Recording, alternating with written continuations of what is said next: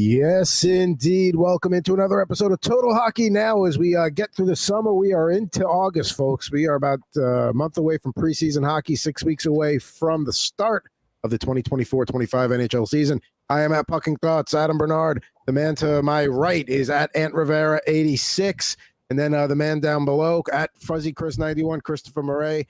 Boys, good to be back live. Hope you appreciate everybody that's tuning in on YouTube. And we got a few news items to get into, but just wanted to see how everybody was. You know, we took the week off last week, but we're back and ready to rock. I missed you guys. I always miss doing this show on a weekly basis.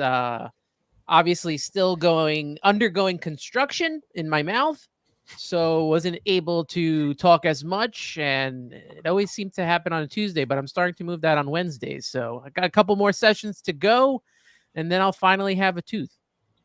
All for one tooth. Just one. I'm excited for our first sponsor to be whatever dentist that Ant goes to. They could definitely put their ad here somewhere, and that would be wonderful. We are into August, which means that September is almost here, and then the greatest month of sport is October. So we're slowly moving there. We're getting there. We're closing into that 60-day window where it just becomes the greatest time of the year. I mean, you know, and let's just jump right into it here, because I mean, with the amount of NHL news that has been released here in the last, 6 to 24 hours has been, it's like an in-season day. About a half hour before we joined everybody here, Cody Glass traded to the Pittsburgh Penguins in a cost-saving move for Nashville. Don't know what the return is going to be yet, but Nashville has some RFAs they're going to have to pay, so trying to make some space there. Pittsburgh gets a guy that maybe they can get a little more out of him than other teams have gotten out of him, and they're starting to trend towards not a rebuild, but they're trying to put whatever pieces they can against whatever aging core is left for maybe one less playoff appearance. So depending on the return, not a bad move at all. I guess. It's good for Cody Glass. I was reading on Twitter, is he on his honeymoon? Because I think he got married. Did Homie get traded while he was on his honeymoon? Because that would be wild. Yeah, that's like, you never spoke, everybody knows, oh, you're on your honeymoon, don't call for work related stuff. That's one where the agent may have to, hey, why is my agent calling me right now? Is he up on the altar and all of a sudden gets a phone call and be like, hey, bud, on your flight back, just redirect it. You're heading to Nashville. You're heading to Pittsburgh. Enjoy the city. A little bit of a downgrade considering he's going from a team that's expected to make a jump in the West to a team that might be in a wild card position. Does Pennsylvania pay state taxes? Is that a thing? Not sure about that. I'm not 100% on that. Because I was going to say that's too. So not only is he moving from a team that's expected to make the playoffs to a team that's not, but now he's going to have to start paying income tax, which I hear is the reason why NHL teams are successful, the ones that don't. But because up here north of the border, every province you pay income tax. It's too much of it. But I've heard this thing in the United States, there are states that have no income tax, and that sounds like a great place to spend 180 days. Yes, 180 days, the key number there, and there are definitely states that don't have it. Pennsylvania does, but I don't think theirs is terrible as bad as other states. So, all right. Nonetheless, we'll see. Cost-saving move for Nashville. Maybe Pittsburgh gets a little something out of them there and makes themselves a little bit better. Big news out of Toronto. They are transitioning the captaincy from John Tavares over to Auston Matthews. After the front office met for some time, they, trying to make some changes within the organization. They changed the head coach and all that. Now they feel it's Auston Matthews is ready to have that C on his sweater. So, there'll be a press conference tomorrow, I believe at 11 a.m. Eastern, to officially announce that. So can't wait to see how big of a deal that becomes in Toronto, where it really doesn't need to be that big of a deal. Like, good for Matthews, but this is not like, oh my God, John Tavares, like, how's he feel? Blah, blah, blah. Like, I'm sure he's happy to hand it off. Yeah, I feel like it should have been done years ago. Like, I don't know what the wait was for this. Obviously, he is the top player on that team. He's one of the best players in the league.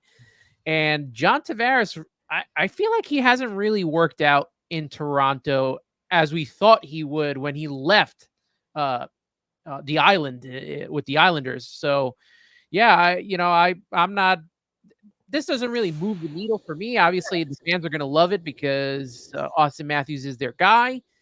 But I don't know how that's going to translate because obviously you have in the notes that they are looking for a leadership shakeup. I don't really know how that translates to how the rest of the team is going to play any better on the ice. Obviously, the change at coach, I think, is a bigger deal than the change in captaincy. All that so they can still get eliminated in the first round. You know what I mean? Like, I don't think it's. We've seen teams move like from one captain to another, right? And I don't think it's a big issue. Here's what it is for me. I think maybe the team wanted another direct. Nothing to knock off John Tavares. Like, he's a veteran. He was, cap before. Like, it's fine. He held his position well. He's aging as well. So I don't want to say like the changing of the guard, but this is like Matthews is going to be here a lot longer than Tavares will. I think this also facilitates the idea of moving John Tavares if he will waive his no trade clause and wants to go somewhere. Like, I expect the Leafs to be contending, so I don't think he's a trade deadline kind of guy.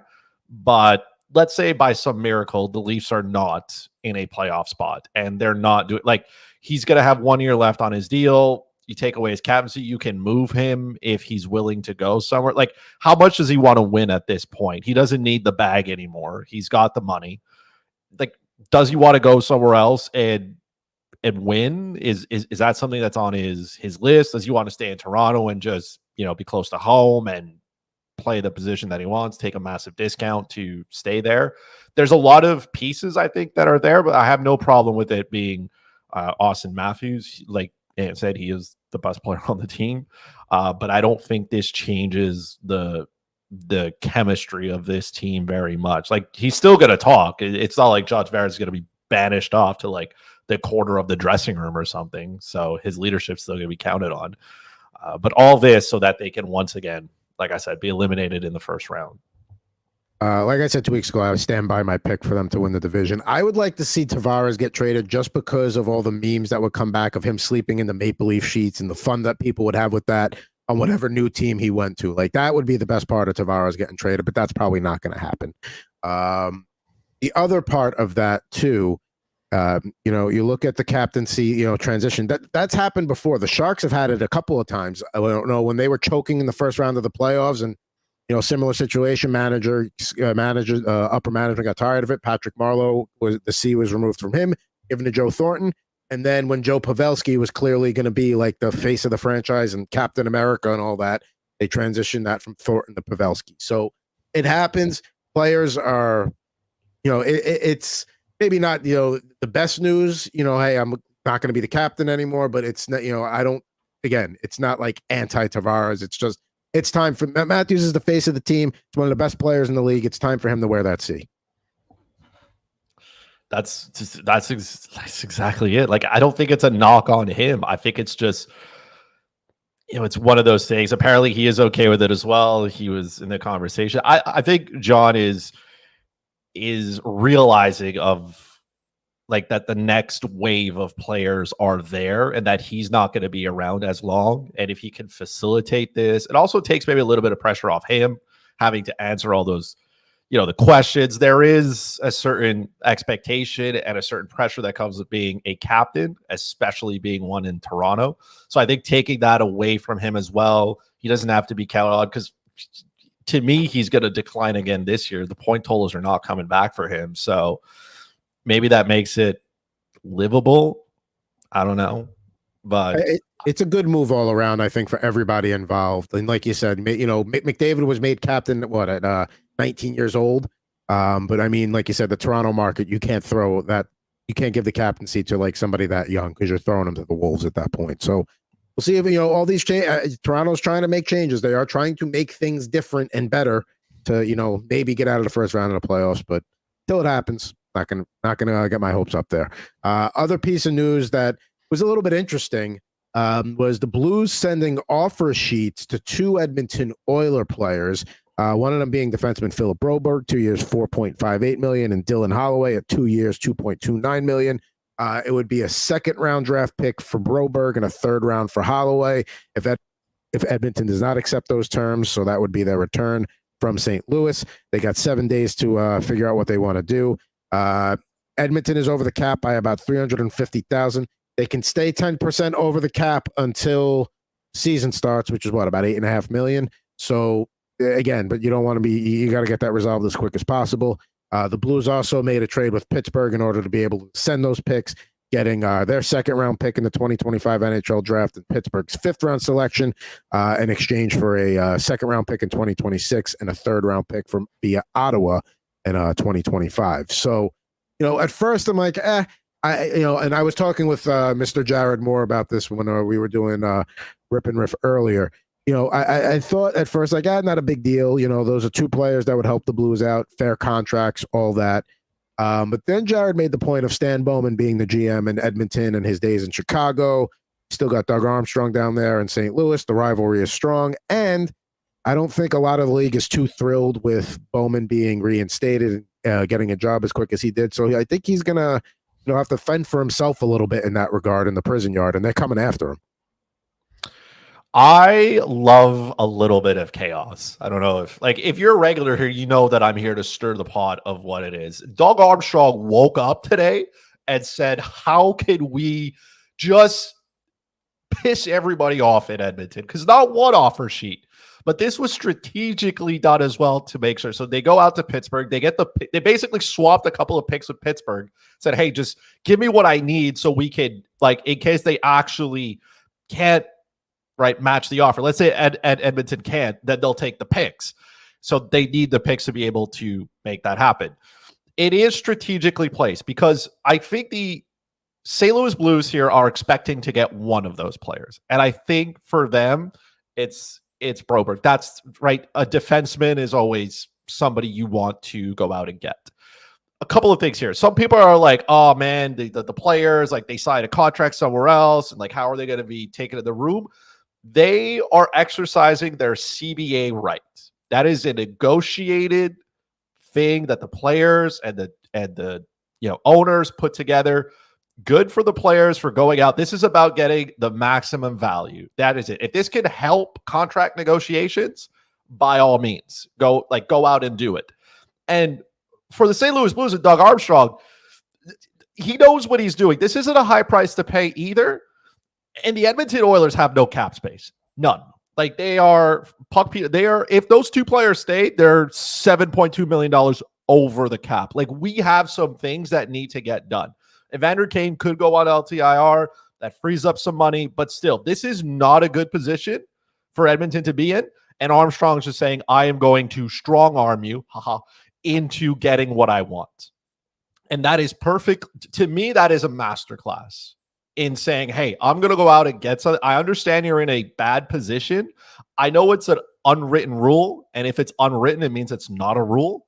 So I like the kind of attitude of saying, hey, I understand you're in a vulnerable position here with these guys. I'm just going to take them from you. I'm going to take one, and I'm going to let you decide which one it is. So I enjoy that quite a bit. And the real fault here is Darnell Nurse's contract. That's who we're blaming. Yeah. That's the culprit. Nobody else, because Darnell Nurse is getting paid a boatload of money to be just absolutely miserable. I can't think of a contract right now in the NHL that is worse than that one. This is indirectly, not even 6 degrees, 2 degrees, separation. Darnell Nurse's fault. That's what it is. No, I agree. You're looking. I think Edmonton will make a way. They got to keep one. They're not going to be able to keep both. And it's what are they going to decide? Do they value the third line winger or the second pairing defenseman right now? Because the numbers are pretty, close. But even so, the difference of a couple of $100,000, maybe because their cap situation is so tight, that ends up being the difference. And again, St. Louis would, Dylan Holloway, it would be a lateral move. He'd probably be on the third line, maybe the second line in St. Louis. Philip Broberg probably on that third pairing. You're looking at a team that signed Ryan Suter this offseason, so they need whatever defensive help they can get. So it's a move. It's like you said, it's an unwritten rule. GMs don't do it usually. Only 2 have not gone matched ever. And I remember that Dustin Penner one was an absolute flipping of the bird from Anaheim to Edmonton. That was going after Craig McTavish. Go screw yourself. So, and your team was also involved with one with Jesperi Kotkaniemi as well, Yes. not too long ago. Which we are seeing is not like you could go through the debate of whether it's worth it or not. Like, did Dustin Penner really pan out? Probably not. Did Jesperi Kotkaniemi pan out for Carolina? Not really. But did it work out for Montreal? No, because then they went out, used the pick, traded it to get Christian Dvorak. So it's one of those things where you're like, okay. Montreal also submitted the offer sheet to Sebastian Aho when they tried to front load it to get a whole bunch of money. I don't know why more players don't do it as a negotiation like, again, I understand the loyalty argument. There is no loyalty in sports. You want a loyalty, get a dog, right? As Mark Bergevin once said. So if you can strong arm your team into saying, hey, this is like somebody else will give you the money, just match it. It would be no different than us in our regular day jobs. We go out, we get an offer from somebody else to switch companies, and we just go back to our boss and say, hey, man, you want to match it or not? And then they can tell us to walk or, it's a way for the players to go out, get what they want. And if somebody's willing to give it to them and structure the contract in a way that maybe hurts the other team, sure, do it. Go out there, stir a little bit of chaos, man. That's what I want. I want those two. I want Armstrong and Bowman sitting at the same table, like the same table when they go to those GM meetings in Boca Raton. Don't split them up. Put them one next to another. Let them have those conversations. Put the agents in the middle just to, a little buffer. Yeah. Looking again, Broberg coming at a little bit of a higher price tag. I think that's who the Oilers would rather keep, but I think they're going to end up having to keep Holloway. And plus, Broberg is probably more important because they're so deep at forward. You don't want to lose a guy like Holloway, but you can afford the loss there. Whereas Broberg, as you pointed out, that Darnell Nurse contract's killing you. And if you keep a guy like him around that can play every night, that's what you got to do. So we'll see how, in the coming days here, what Edmonton decides to do, if they decide to keep one, both, or none, or a match, I should say. And we'll see who's on their way to St. Louis. Now, a little bit of quick breaking news here before we get to our top 10 fantasy defensemen. Longtime New York Rangers television play-by-play voice, Sam Rosen, announced that this is going to be his last season. He's going to be retiring at the end of the year. He's been their voice since 1984 on the MSG regional cable network in New York. Certainly a guy I grew up watching and hearing on the TV. Iconic calls throughout the 1994 Stanley Cup run, and just, a part of your living room if you're a Rangers fan now for 40 years going on. So happy trails to Sam Rosen. Very few have done it as good as you. It's going to be a very different watching Ranger games next year when you have the Rangers broadcast where it's not Sam Rosen. So sad but happy for him that he's going out on his terms. And, sometimes guys age in the booth and it's visible and audible. It's not quite the case with him yet, and he'll still get to go out on a high note. He also used to do NFL on Fox games. I mean, the guy's resume is unbelievable of what he's done in his career. So kudos and congrats, and we'll miss you, Sam. Yeah, the aging when it comes to these broadcasters, you definitely see it in baseball. I could say that for sure. But, Sam Rosen, man, you look at just the Hudson River rivalry, and you had Sam Rosen with New York. You had Doc Emmerich with the Devils for so long, and two of the greatest ever to call, any hockey game or any sporting event. I mean, Doc Emmerich could call water polo during the Olympics, and he got me interested in watching it just by hearing his voice. So, two legends of the sport, and it's going to be sad to see him go. Any idea yet of who might be in line for this, or they're going to wait until the end of the season, you think? I mean, the guy who does it on the radio sometimes is Kenny Albert, but as you know, he's so busy with NFL, NHL on Turner Sports. He's got, and NFL on Fox. So I don't know, unless he wants to maybe be like, all right, I'm done, traveling around, and I want to just follow the Rangers, following in his dad's footsteps, obviously with the radio gig. I don't know. Maybe he likes doing all the national stuff, so maybe not him. Don LaGreca, as you know, in New York on ESPN radio there, he does the games on the radio, whether he's a candidate or they bring somebody in from because let's face it, a New York regional, team, that's a step up for maybe a different TV guy in a different market that wants to do it. So I think it's too soon to speculate. I think that time will come, or maybe they'll know and they'll announce it and there'll be some sort of ceremonial handoff kind of. Who the hell knows? But either way, it's going to be a lot different on Ranger games next year. Now, reasons we're tuning in today, if you're watching, is top 10 fantasy defensemen and summer mock draft number 4, mocky season. We love it here. So let's get to the fantasy defensemen, and let's do this right here. Top 10 fantasy defensemen for 2024, 2025. Now, listen, I understand there's a difference between banger leagues and non-banger leagues, and that does come into play with defensemen at a certain point, but I don't think that's a factor here in the top 10. Your top 10 defensemen are your top 10 defensemen, regardless of banger league or not. That does not really change as far as I'm concerned. So without further ado, Cale Makar is usually the consensus number 1 overall defenseman. Do we have any disagreement about that among the THN line mates? No, I mean, yeah, I have him at number 1. I think mostly everyone has Makar at number 1. But I will say this, and we talked about this off air. This was a lot harder than I thought of ranking these top 10 defensemen, because you got to consider some of the guys that are out with injuries the last season that were major players the season before, and some guys jumping the list. So I think out of all this, Cale Makar is a consensus number 1. I don't know how Chris feels, though.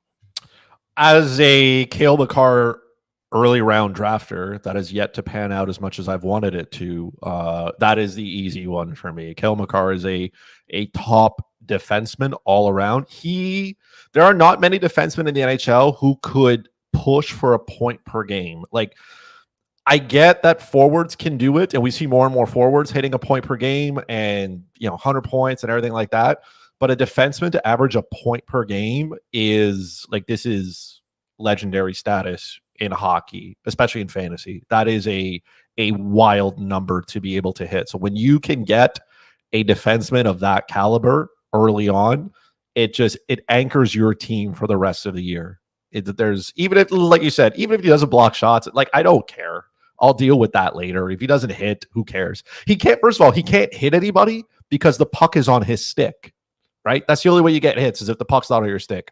That's not a problem I have with Cale Makar. I will sacrifice the hits that he doesn't get for the shots, the points, the power play points as well. Colorado's power play is just like bonkers. So yeah, easy for me there.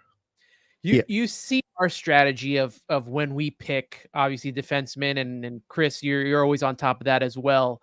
When you're that far down from around like 8 to 12, or like, when is it that you feel that Makar is the choice in the first round? Like, when is the perfect spot to get him? You said it, 8 to 12. Yeah. I think, like, for the top 6, right? The thing is you're looking for value, right? So if I'm taking him at like 6 or 5, I'm probably leaving a decent amount of points on the table, because I might be leaving a player who could touch 110, 150 points, right? Nikita Kucherov, maybe the Auston Matthews, if you're in a goal premium league, right, where the goals count a little bit more. I don't want to leave that much value on the table. Not to say the guys at 8 to 12 are not, right? I've drafted Kirill Kaprizov a bunch of times, guy who can score points, probably a 90-point player. I just think that I can get a 70-point player or even an 80-point player in round 2, sure. I can't get a Cale Makar again. I can't get him. I can't. There is one of him. He is maybe on a lesser table what McDavid is to the forward group, right? Like, you can't replicate Connor McDavid. You could piece it together and try to get there, which is what you could do with your blue line as well. But the elite threshold for defensemen, there are so little that fall into that one. There are more forwards, and it's the same thing I feel like with goalies. The elite threshold of them, there's just so little. So if I can get that anchor on my blue line, he's basically a forward, right? That's the cheat code of him. He's basically a forward who could produce. Other things about Makar before we try and settle on who's going to be number 2. His defensive pairing partner, Devon Taves, is a top 20 defenseman fantasy, so that helps. And he's one of those rare players where you don't worry, like, oh, is he going to take a step back this year? Like, the only thing that's going to slow down his production is going to be a long-term injury. That's it. That's the only thing that's going to hurt Cale Makar and make him not be the top defenseman. Now, this, with defensemen, there's probably like a tier of a top 3 or 4, and then the second tier. How you do those top 3 or 4 can vary, though. So, number 2, this is where it can potentially get a little interesting. Ant, who did you have ranked at number 2? I went with Quinn Hughes. I think he led fantasy on defense with the most points, but I know he was the assist leader with 75 assists this season, and that's why I had him at number 2. Great season overall and helped lead that Vancouver team to a playoff spot. So Quinn Hughes took a huge jump from last season to this season for me. I would agree with that. I had him ranked at 2nd, reigning Norris Trophy winner. He's the way McCarr stirs that drink in Colorado from the blue line. Quinn Hughes is doing that for the Canucks. Obviously, we all agree McCarr's number 1. But for me, not to say it's a no-brainer at number 2, but considering the season he had, and you can make arguments for people like Roman Josi or Rasmus Dahlin, but the proof's in the pudding, and Quinn Hughes has proved it plenty. So I'm taking Hughes as my 2nd overall here. I will allow it because I'm outnumbered 2-1 here. I do not have Quinn Hughes at 2. I can understand why he would be there. I think some of his numbers were a little bit lucky last year. So I don't know if he's going to be able to repeat those numbers. We did see him an uptake in shots. We did see an uptake in goals. Those are good things to have. I don't think the Vancouver Canucks are going to take a step back. I do think they'll regress a little bit to the meaning of what they are. Like, they're not going to be as hot as they were when they started last season. Like, they were just scoring goals in bunches. But in their defense, they also played like San Jose a couple times, so that helps. But I don't know if he's going to be able to hit that same target or even surpass it. So I don't have him at 2, but I can live with him there. So who did you have at 2 then? I had Rasmus Dahlin at 2. That to me seems like another, to me it's a no-brainer. What Rasmus Dahlin brings, maybe he doesn't have the total that Cale Makar has, but Dahlin can also block shots. He can block shots, he can take shots, he can rack up points, he plays the top power play. There's nobody there that's really going to steal his position, like even with Bowen Byram in town or even with Owen Powers. Like, Buffalo's not really a great team. I also expect the Buffalo Sabres to maybe be a little bit better, but they're going to be trailing in a lot of games still. So that means that Dahlin's going to see a lot of ice. He's going to see a lot of kind of that game script, if you want, for football, where they have to be playing catch up and scoring goals. So I have Dahlin at 2 just from the upside that he brings. So who did you have at 4 then? Because I had Dahlin at 4 and Roman Josi at 3. I had Noah Dobson at 4. Okay, Ant. So you're 3 and 4 then. I had Roman Josi at 3. And if you miss out on Makar and Hughes, I think it's still fine. Obviously, everything that Chris said about Makar and him being that top defenseman, and us putting him at number 1, all true. But if you miss out on him, if you miss out on Hughes, Roman Josi, I think, to me, is the next best option. Led the league for defensemen in goals at 23. Also, shots on goal, 268. And those are big stats in certain leagues that you're going to need to utilize to get some points here. So that's why I had Josi at number 3. Do we anticipate maybe those numbers going down with, bringing guys in like Stamkos and March or so? There's only so many shots to go around. We worry that maybe he might take a tad of a hit in that department. No, not for me. There's still more. Most teams will run their power play through the blue line, right? So I still think Yossi's going to get his opportunities. I think if anything, it frees up. Maybe even if he has a few, fewer shots, maybe a couple of ticks, goals less, I expect him to be able to rack up just as many assists, if not more. Because Marchessault and Stamkos are going to be burying the puck, right? Or at least that's the expectation. So if anything, I think his point total could increase. Because now he's got 2 prolific shooters, even if they're not on the power play, 5-on-5. So, not to take anything away from the dudes who were there before, but they were not Marchessault and they were not Stamkos. So, and if I remember correctly, the Predators were an average power play team. Now I expect them to be at least a top 10. I think they were middle of the pack for power play. Now I think they can enter the top 10. I would want them to be top 6 power play. And then that would really start to generate some buzz there. You kind of talked me into putting Yossi in that 3 spot there. The argument you made, but there's no way Dahlin can go below 4. I think he's got to be there. Late for all the, he's like you said, he's kind of like a Cale Makar light. Sabres should be better this year, and even with the other defensemen that you mentioned, he's not going to really lose anything there. So yeah, I mean, and that's the thing. After Makar, you can really 2, 3, 4 any of those guys in any order, and I don't necessarily think you're wrong. So, I mean, that's the top tier right there. Now I think we're in that second tier. So you had Noah Dobson at 5. I had him at 8. I have Evan Bouchard at 5. Who did you have at 5, Ant? So I didn't get to do 4. I had Evan Bouchard at 4. Okay. So, and you know, he's going to be on that top pairing with Matthias Ekholm. He'll be on the top penalty, power play unit, trying to get points there as well. So that's why I had him at number 4. At number 5, I had Adam Fox. And from 5 on, it's very tough for me. I can go a whole different way with all these players. But Bouchard 4 for me, Fox 5. See, I had Fox 6. Wait, so did you not have Rasmus Dahlin in the top 5? I did not. I had him at number 7. That's criminal. Yeah, I mean, hey, maybe there's a regression. Who knows? Maybe he gets hurt. But we'll see. It's new coaching in Buffalo too, so we'll see what the system looks like and how they play once they get going there.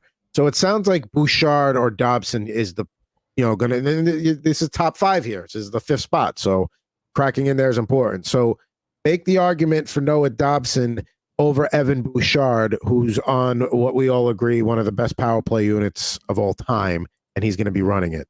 Bouchard can be at 5. I would live with that. Obviously, the uptake for Bouchard is the power play that he plays on. The Edmonton Oilers are going to be, I expect it to be top 3 of the league in goals per game. They may, yes, they have some new guys there, but Evan Bouchard is the quarterback of that top power play unit. He's got a rocket of a shot. His ice time is not of the elites, right? He's not going to play 25, 26 minutes a night. That's not his game. I also do, he's not a guy who's going to block a ton of shots.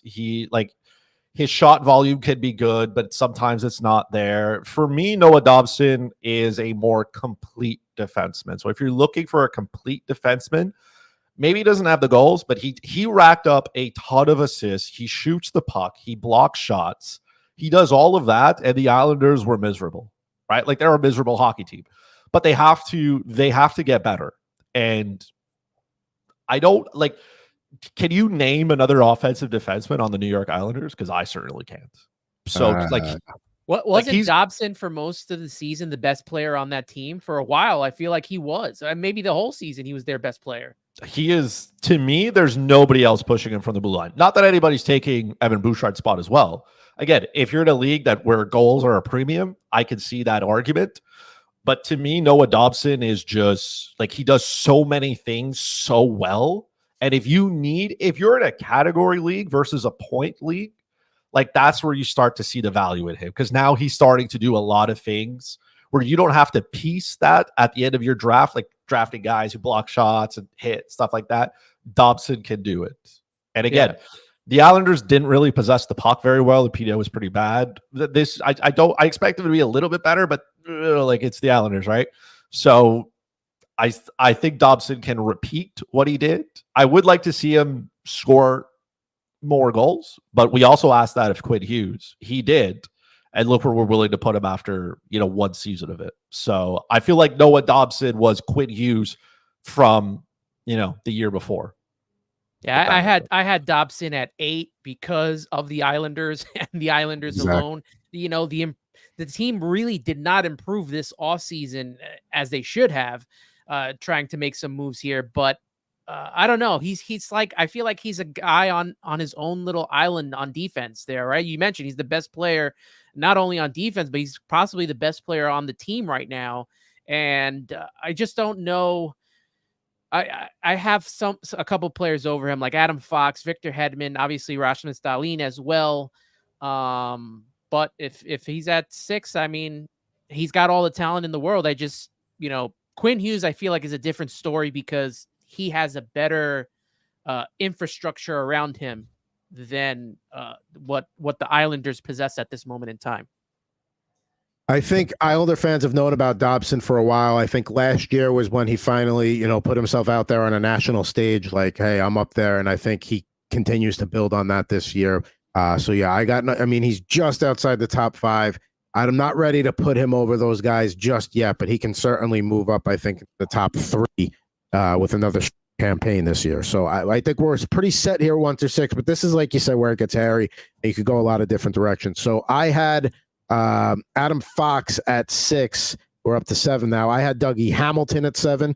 I had those 3 New York defensemen there. I know he missed time last year, but the Devils are a much better team, and he's going to be the top dog there. So anybody else in the mix here for that 7 spot?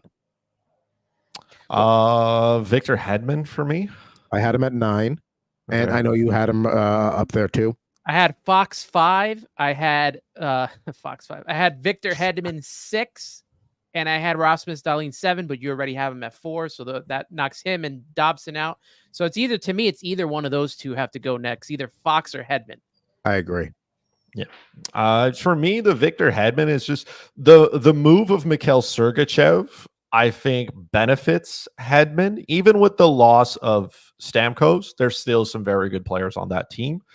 And I don't think that Victor Hedman is like aging in the wrong way. I think that maybe Sergachev was getting better and he commanded the opportunity that was given to him. Like, he played a little bit on the top power play unit.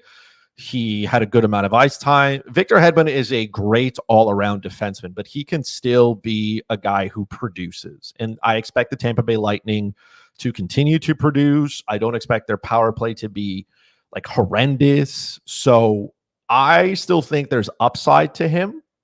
There are some things that worry me with the Tampa Bay Lightning, but that's a team issue.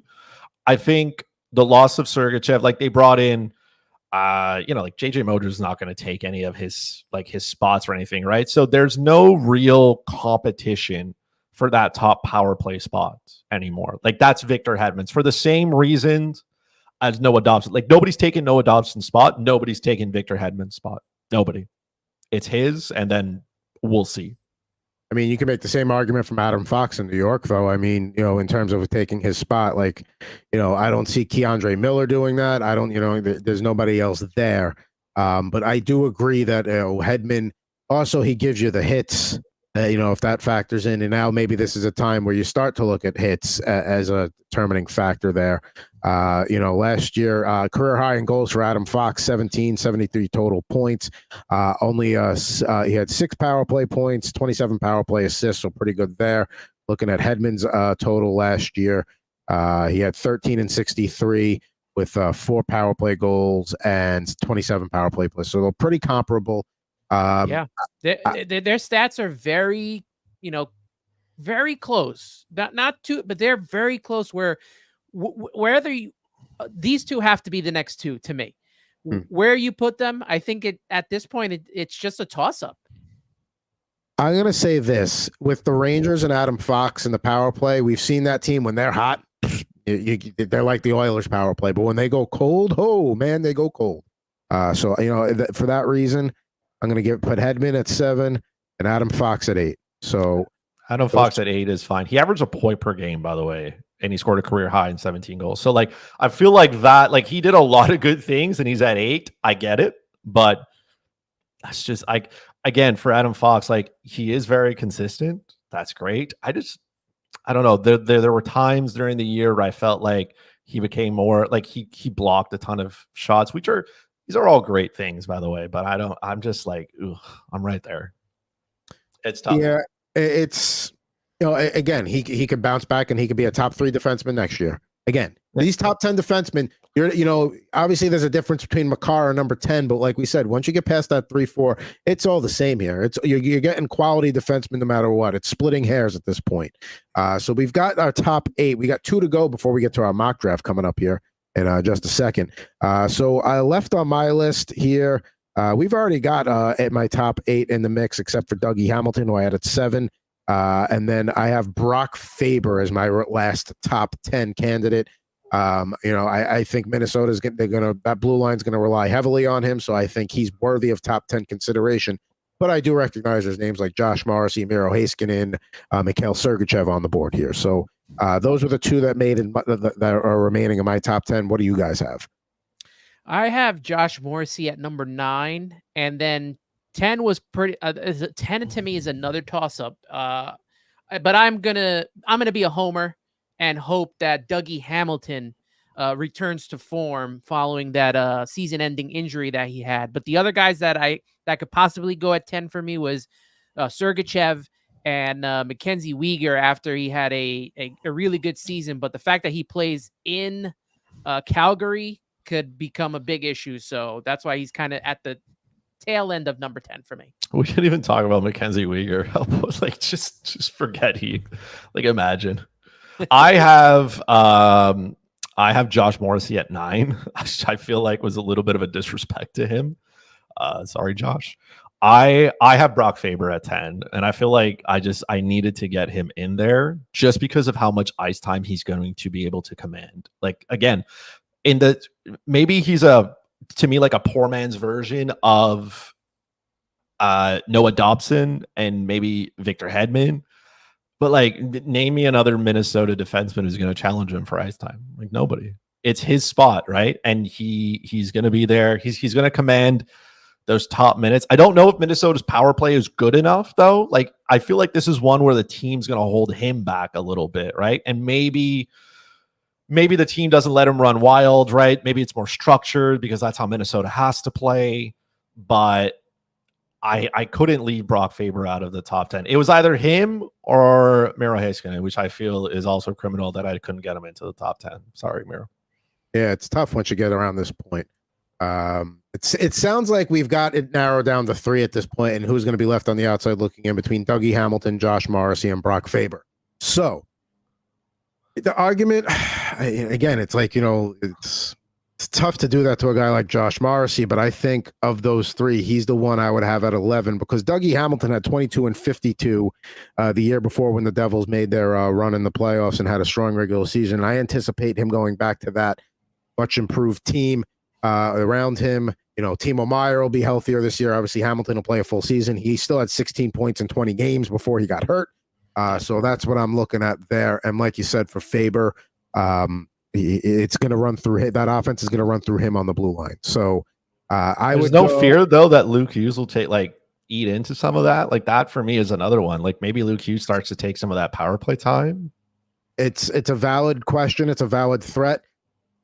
Dougie Hamilton is not the player he once was either. Like, I'm not expecting him to, I don't like what Brent Burns was. Like, Brent Burns can finish with 9 shots on goal, 3 points, and 6 block shots. You're like, homie, where did you come from? I don't feel like Dougie Hamilton is that player anymore.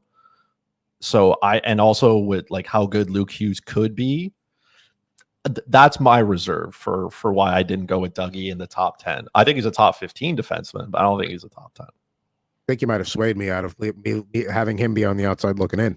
I'm just here to sell. That's it.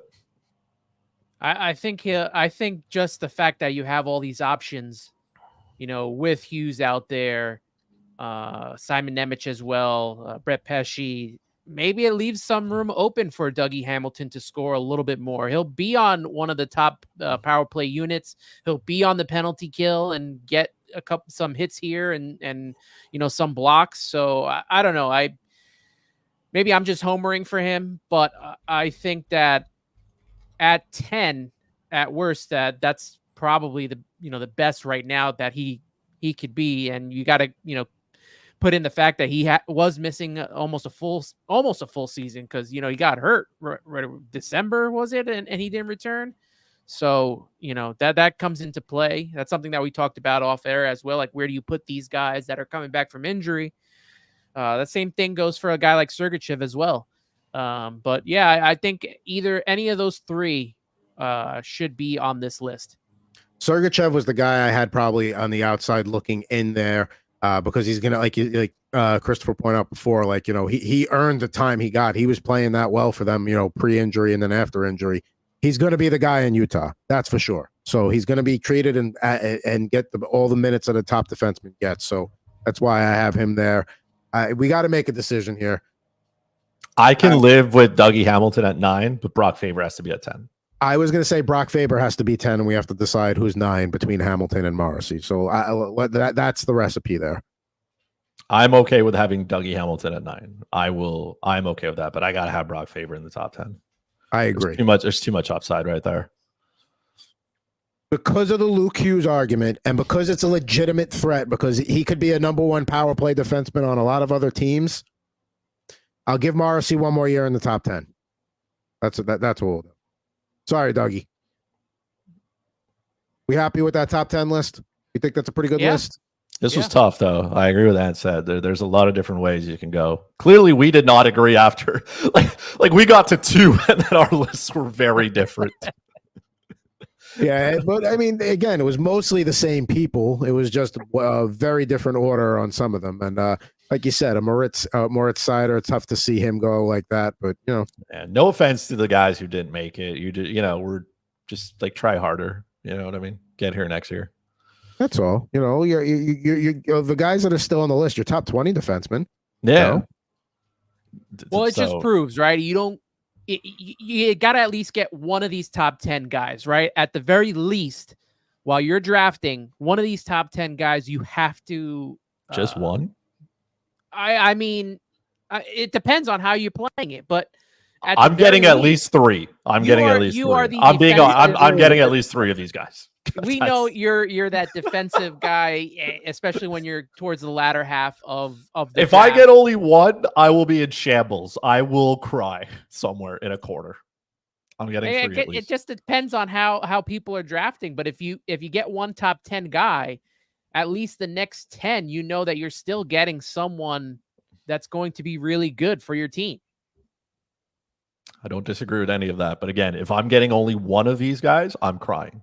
Like full flight tears rolling down my face. We've got our mock draft coming up here in just about 5 minutes. You see that link in the chat. If you want to join, come on in. And we'll get you situated here. So, again, looking at that top 10 list there, I mean, again, there are going to be people that split hairs and, don't like it. But, at the end of the day, again, you're a strong top 10 there. If you can't get Cale Makar in that 8 to 12 range, somewhere in the second round, you can look at guys like Hughes and Yossi and Dahlin. And then you start to get into like the third and fourth rounds and beyond there. So I see we've got our slots all picked in already. And let's get that tweeted out as well. Thank you for doing that. Let's get this off the screen. So there we go. That's our top 10 defensemen. We want to hear what you got to say. Hit us up on Twitter at Total Hockey Now. We want to know all of everything you had to say about our top 10 there. And we're going to bring it back here on the screen for a minute until we get back to the draft here. Anybody that you would make an argument for on that right side that really should have been in there that we're overlooking, like a Miro Heiskanen, Brandon Montour in a new locale in Seattle, Mackenzie Weegar, we kind of just overlooked there. He's a guy I avoid just because I know I made the argument recently about good players on bad teams, but there's so many good defensemen around that range that if he's there, I can wait a little bit. Miro Heiskanen for me, man, homie does a lot. Like, I feel like he's a good hockey player. You know what I mean? Like, he's a really good hockey player. I don't know if he's like the best fantasy option. What holds him back is obviously the goals, right? He doesn't score a ton of them. His career high is 11, if I'm not mistaken. He had 54 last year. I think the 73 the year before was a stretch. I think the 54, though, was a little bit low. I could see him being a 60-point player, but he wasn't there, right? So I don't know which Miro Heiskanen we're going to see, but like I wouldn't call somebody crazy if they had Miro Heiskanen in top 10 just because of how good he plays. I mean, when you look at the Dallas Stars, like the Dallas Stars don't have a defense core really. They kind of have like some guys who are good. Also, Thomas Harley kind of took a little bit away from him. I don't know what they're going to do, but the Dallas Stars have a 50% new look blue line. Ilya Lyubushkin's there, Brendan Smith, and Matt Dumba. So they have 3 corpses walking on the blue line there. So I think or at least I hope that Heiskanen's going to play more, and that might lead to more opportunities, more points. I'm trying to see the glass half full here with Miro Heiskanen. I need something from you, Miro, though.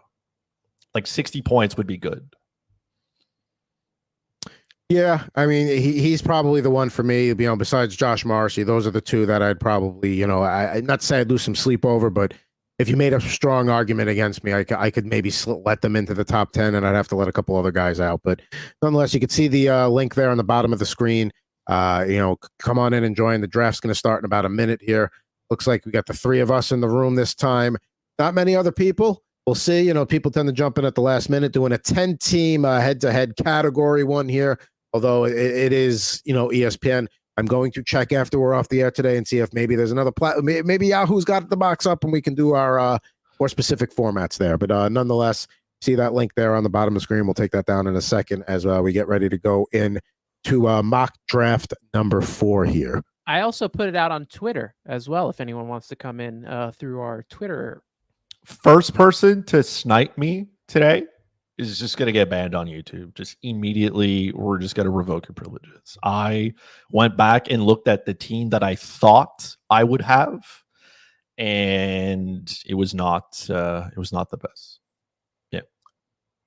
Well, yeah, I mean, Aiden really did a number on us last week. It doesn't look like he's going to be here. I hope we didn't scare him off. I hope we didn't intimidate you. We were just busting some chops. You're a heck of a drafter, and it makes us better drafters. Yeah.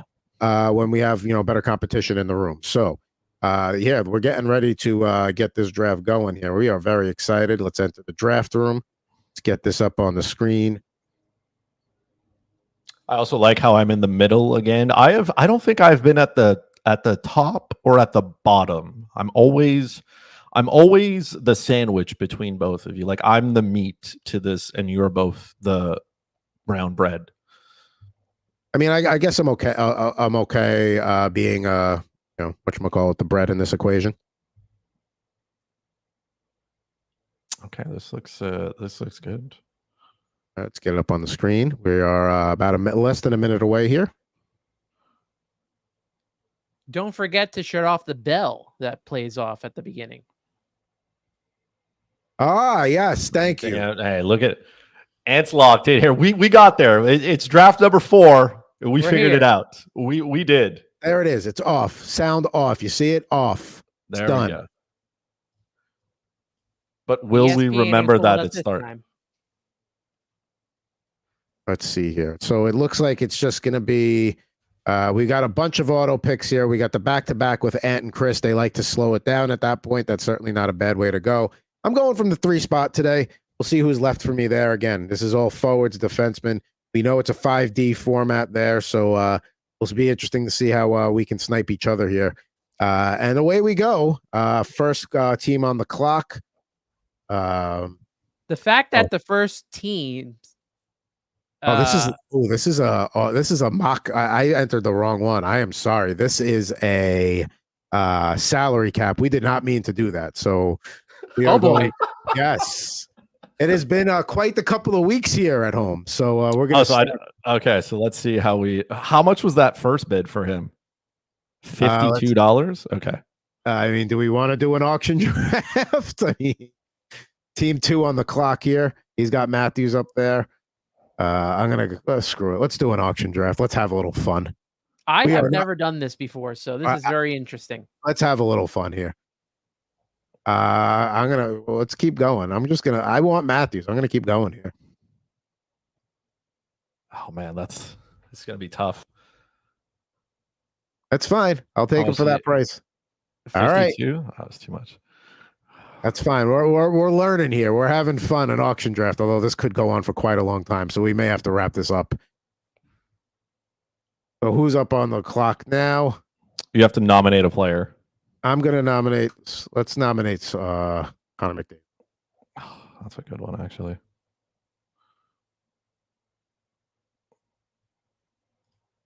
I'm not going to get involved in this because I already have my top player here. I think the new captain is going to have a top season. That's what I think.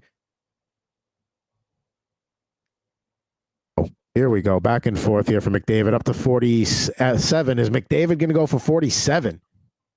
Is he going to go for less than Auston Matthews? I'll let him go there. I'm hoping the rest of you go broke. So team one taking McKinnon and McDavid. Not going to have much of a budget for anything else. It's a heavy. What a start, though. McKinnon and Connor McDavid, though. That is. How do I know how much money that I have? It says it under your name there. It says 260. Okay. So I'm down to 208. So boy. And there we go. Nikita Kucherov for $43. It'll start moving a little bit here as we go along. David Pastrnak, he's been nominated.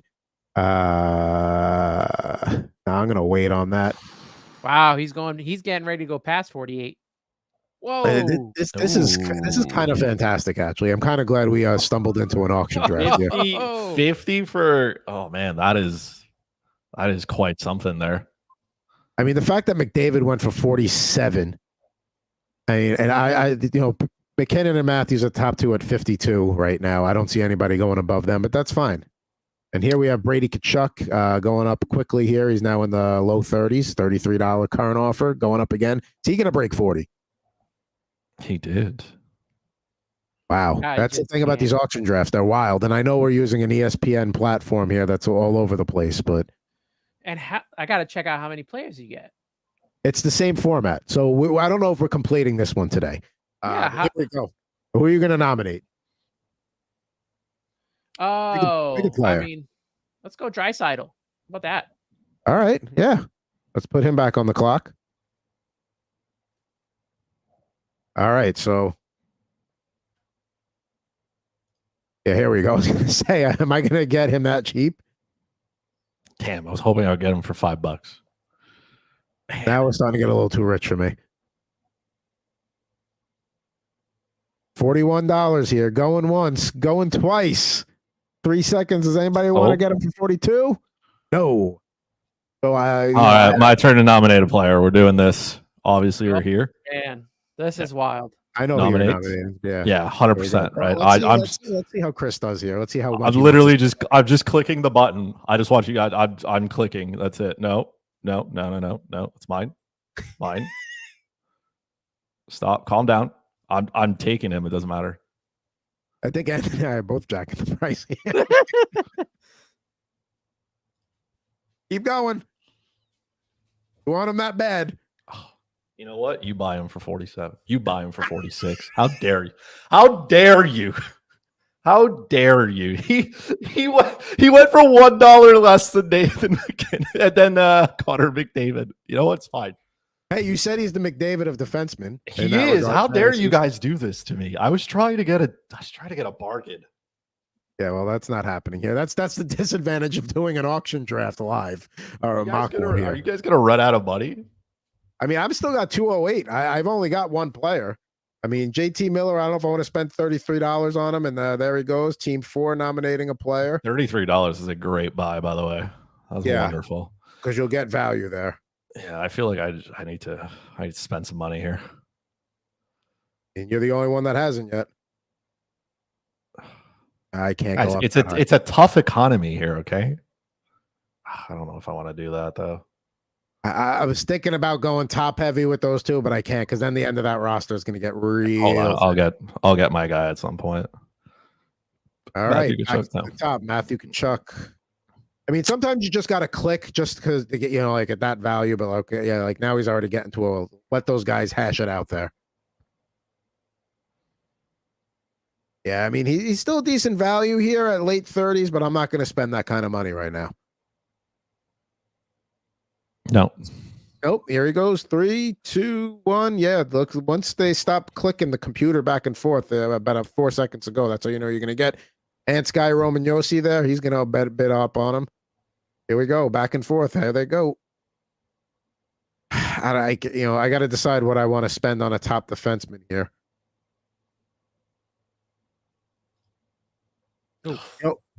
We talked a lot about defensemen today. I'll be honest. I think I'm going to wait until the values come down on defensemen.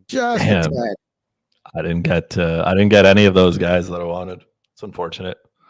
So this really doesn't matter what order you go in. It's just you nominate players. All right, let's get Rasmus Dahlin up there. Honestly, this is pretty cool considering what we've done, like all the other drafts we've done. I have never done a draft like this before, but this is a lot of fun right here. All right, so here we go. Here comes the bidding war for Rasmus Dahlin.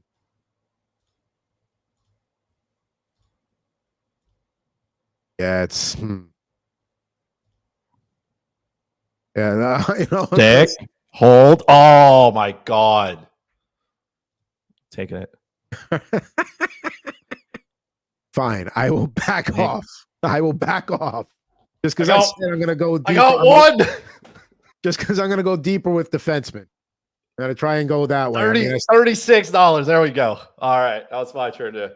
Is it? No, not even. I got to. Where am I? here comes Willie Nylander. No way I'm going to. I was going to throw my hat in and maybe do a stack, but nah. Although, yeah, okay. I was going to say, if he's at 33, I got to. That's too much. Yeah, now we're getting a little pricey for him. He's still, listen. If He's that's at what his you want- draft value though. He's at 38, but he'll Yeah. go over for the next one. I overspent on my first guy to get my guy, so I have to pinch pennies at least for a little while. Kaprizov, I know Chris is going to be in on that for sure. Wow. Hold. Yeah, we're not. Hold. We're not your dog. You're gonna get him. That's fine. Wow. There we go, Chris. Eventually, I'm gonna have to. See, like Elias Pettersson, I have no interest in this guy unless he's gonna sit here at $1. There we go. I want to All right. see, because Sid the Kid's up next. I want to see how far people go with him as well as Ovechkin. What the price, how high they go on the prices for these guys. All Talking right, about Some of guys these that are another year teams to older. spend more. $34 going, and there he goes. That's a good pick there for $34. And you Let's get to go Sid nominate the him. Kid and see where he goes. Oh, nominate. There we go. All right. I mean, he's still Sid the Kid. He's still a top 10 fantasy player every year. Yeah, there we go. I was gonna say, what are we doing here? Am I gonna get him for the?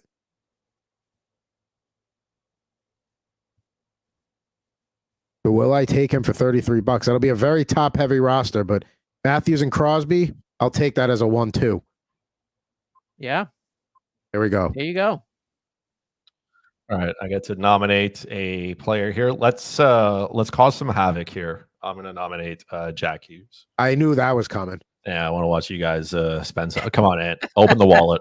Open the wallet. I mean, Open I'm the gonna be wallet. real. I have to be careful when I click offer to jack the price up here because I can't get caught on another $30 player. Bidding war. Team 10 for $33 for Jack Hughes, coming off an injury where he's gonna have more production. I don't know. That's the problem for me. It's the injuries. Oh, That's the injuries I that are the thought we could drive the price up for Ant here. No, that's the injuries are the problem for me. One of the biggest free agents of the offseason. There he goes, Steven Stamkos. I mean, for 16, yeah, exactly. There's certain guys that's like, no, we're gonna get this number up. Now that's it's not bad. Zant want him. $31. 5 seconds to go. Get him for 32. 3, 2. No. There he goes. Team 4 now nominating a player, and our Temi Panarin. Kind of disappeared in the playoffs. Very, very good regular season. 49 goals, 71 assists. Projected to be a little bit of a decline. I can't. What am I doing? Apparently not. Apparently he's where he needs to be. $31 still pretty. That's decent. Couple dollars less than what ESPN has him at market value. There he goes. Team 6 going to nominate one. and we Mika's go a bit back to back.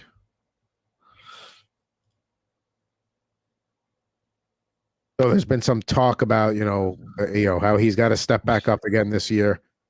See what happens with the Rangers. Team 10 has $25 left. They are out. They spent all their money at one store.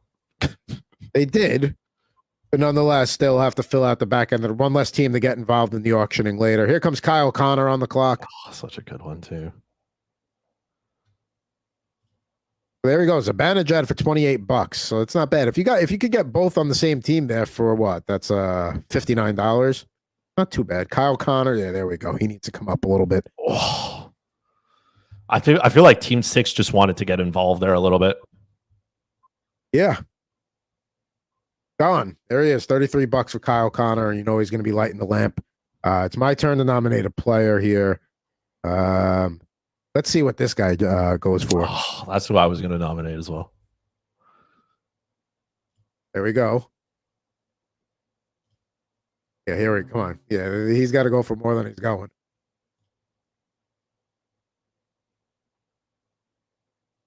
Yeah, I think I'm out on him now.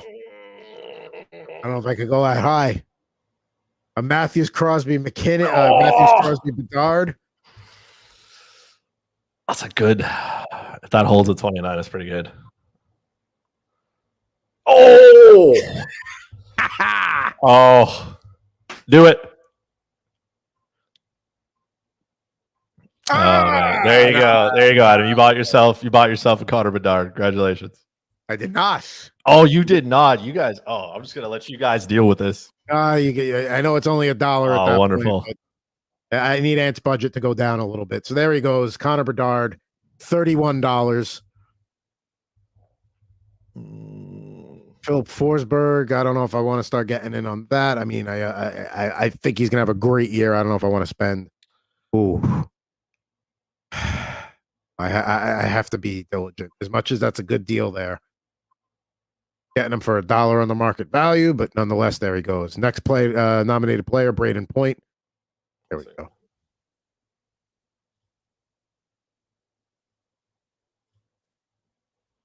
I'm excited because you guys get to nominate coming up here, so that's going to be fun. Oh my God. $32 for Braden Point. That's pretty good. To team 8 was not spent $1 yet. Ant's gonna go. I think wow. Team 8 is spending their money here. He wants him. Team 8 wants Braden Point. Very nice. Yeah, you can have him. Dang. Dating a player here. And coming up is Alex Ovechkin. That's unfortunate news. Jazz Chisholm going on the IL. UCL injury. That's not what I want to see as a Yankee fan. No. And as a fantasy, as somebody that has heavily invested him in fantasy. But here we go. It's fantasy hockey we're talking here. We're doing a mock salary cap here. $31 for Alexander Ovechkin there for team 6. 5 seconds to go. Does somebody want to pony up 32 for him? No. That's too far. All right. What is Ant going to nominate here? Let's see who we got here. Let's go with Gensel. All right. Head into Tampa Bay. Going to be leaned on to be putting the puck in the net there right after Nikita Kucherov. Start getting him going. Well, it looks like only the 3 of us. Oh, there we go. I was going to say, if it was just the 3 of us bouncing around on him. There we go. So now we're right into where Gensel is.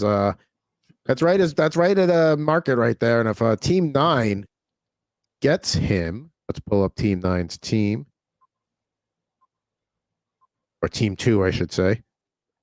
My turn. We're gonna change this a bit just because we know ESPN does not care about them. I'm gonna put a goalie up here. Have not had a goal yet. There goes. Here we go, folks. There you go for $1.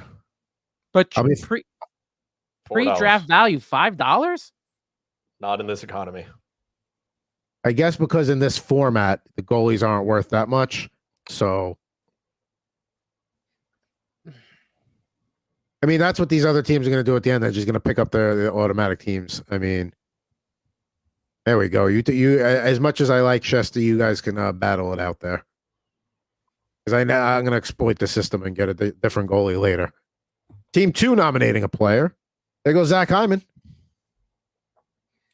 I just bought a goalie for $8, boys. Top goalie in the league for $8.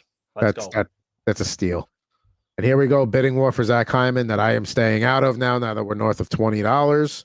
To be fair, it's probably $8 US, so that's like $65 Canadian. So Ant's going to throw a bid in at 27. Riding shotgun to cross Connor McDavid certainly has its value, and he's going to get him. That's a good value there. So Bedard and Hyman is his 1-2 punch there. Not a bad way to start, and then Cale Makar for Ant Rivera. So strong trio there. Let's take a look. Chris's team, Carter Verhaeghe, I have no interest in. He's got Kaprizov, Dahlin, and Shesterkin. And then looking at my team right now, Matthews and Crosby. So I still got to spend some money here, but Verhaeghe's not where I want to spend it. I know that, you always need more people in these drafts, but I feel like for this, you definitely do. I feel like there are a lot of players that are definitely getting too much because of the auto draft. Correct. I would agree with that. Here's Jason Robertson. And like I said, we would be here till all hours of the night trying to finish this, so we will wrap this up and cut it off at some point. But it's more about the top players that we want to see what they go for, because then once you get to the later Browns, it's all about not, then it's spending money and you get more of who you want. So we're trying to get all the big boys off the board here. And there goes Sam Reinert, 57 goals last season. I mean, okay, let's get going here. Yep, I gotta pinch pennies for a little bit here, although other teams' budgets are starting to come down. It might be safe for me to start spending again. And I'm nominating next, and I know exactly who I'm going to nominate. Been a big topic of conversation here today. Mm-hmm. Here we go. Noah Dobson. I'm still looking for a top defenseman. Both of you are looking for your number 2, so we'll see how interesting this gets.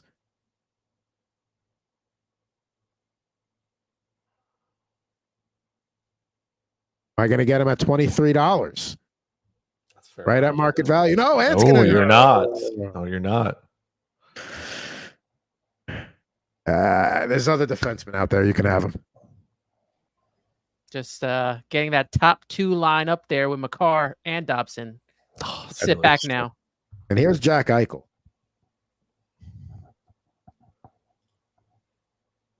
Okay. Oof. Yeah, I don't know if I want to go that high. But again, I'm going to have to start spending money here soon. I have to go for somebody. Eichel's pretty much getting the same stats as he did last year. Ugh. And the now former captain of the Toronto Maple Leafs, John Tavares. $5 too high. They're bidding on him. Those auto teams are going crazy for him. Here we go, $27. Going once. Going twice. Sold. Yeah. I mean, that's one thing. You can see, like, once people stop bidding, it's pretty obvious. Frank Vetrano, I mean, I'm not going to let him go for $1. Yeah, there we go. I mean, I have no interest in Frank Vetrano, but yeah, you can overspend. Even for the $2. Come on. Come on. All right, we got 2. You guys putting stuff up next. Let's see who you guys nominate here. Let's go. My turn. Are you gonna We're gonna put up Nick Suzuki here. Ooh. Come on, Fuzzy Chris. What you got for Nick Suzuki? And I'm already out.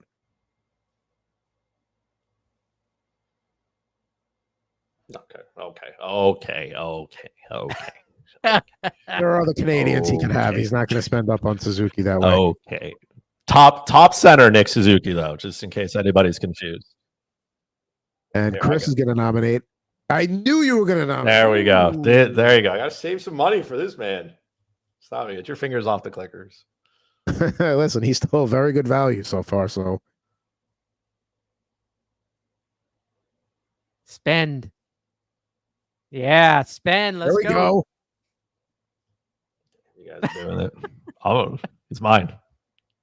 Oh, first of all, the absolute disrespect to have him at 27 goals this year. I will take him. Oh, yeah. Come on. Do you want him? Do you want him? I kind of do, but I also. I mean, listen, I'll take Cole Caulfield at $19. That's fine. Still no defenseman. I still got a decent amount of my budget left. Here's Vinny Trocheck. Love him as a player. Love him on the ice. Love everything he does. But I am not in the running for another forward right now. Evan Bouchard is the top defenseman left, and we talked about him earlier. Is one of the top 5 defensemen. Right? We had him at top. Do we have him at top 5? I couldn't. Evan Bouchard. We had him at what? Right? Yeah, 4. We had him at 5. Darlene was 4. All right. So Dylan Larkin up there. Going for $23, $25. Not sure what's going to happen in Detroit this season. No, But, I'll you let know, him he's going walk. to produce. He's a 30-30 guy. So you know what you're getting there. For $25, according to ESPN, good value there. Next nominated player is Wyatt Johnston. Let's see if Ant gets involved in the mix here. There we go. Now it's moving.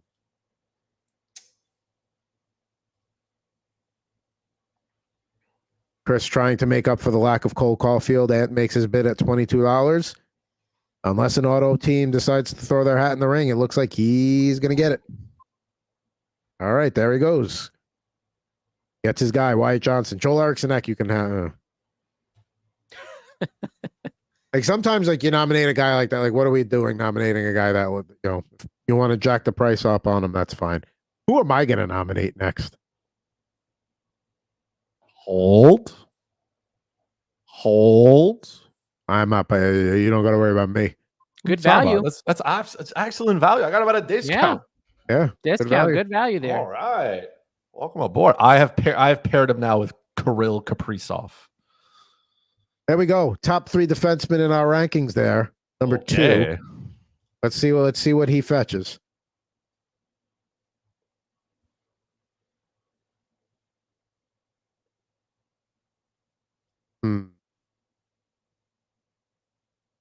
There's still some good defensemen out there.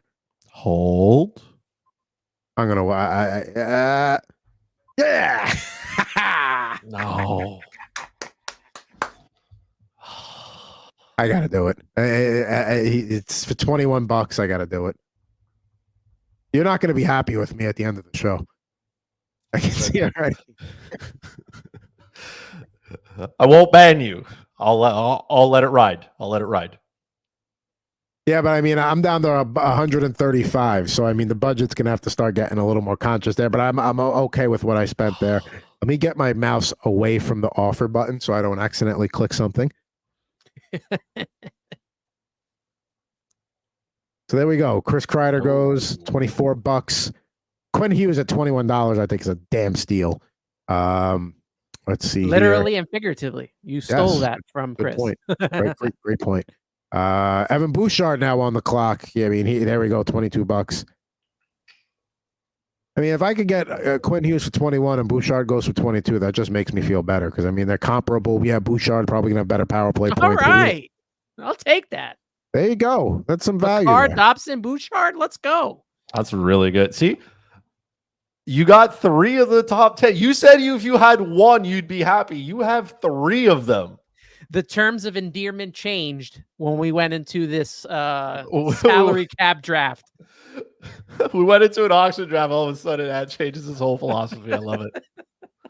He's going for it, and he's succeeding. Let's pull his team up on the screen right here. He's got Bedard, Hyman, and Johnston, McCarr, Dobson, Bouchard. No goaltender yet, but a lot of money spent. But I mean, he's going to get penny conscious here, but he's got a good top 6, a good 6-pack, we'll say, as he's getting ready to nominate a player. Mitch Marner goes for $21. That also a good deal. Something I would have considered, but my budget, Chris still has 160, team 8, 199, team 5, 148. I'm at 135. There's Clayton Keller. That is an intriguing nominee. Because I'm a big Clayton Keller guy. I think he's going to have a big year this year. I got him in a couple of best ball drafts. Big year for him. Big year for Utah. It could be. I mean, I'm if I get him here at $20, there we go. I'll allow that to happen. I still have a lot of rosters. Oh boy! Yeah, this one's mine, boys. Okay, step out. I'll let all the computers here go so I can get my final offer in here. There we go. All right. There we go. Hold. No. It's a top 10 defenseman. Top 10 defenseman. $15. There we go. No, stop it. Stop it. Fine. I will back off. I'm taking him. Big Minnesota fan today. I got the full correlation power play stack here. There we go. $17. Now you gotta get Boldy. Madison, another Minnesota Wild player up on the board here. 29 goals, 40 assists. Could probably do more than that this year. As the teams go back and forth here, trying to fill their team. We got $20, $21. I think that's going to be where he goes, right at his price point.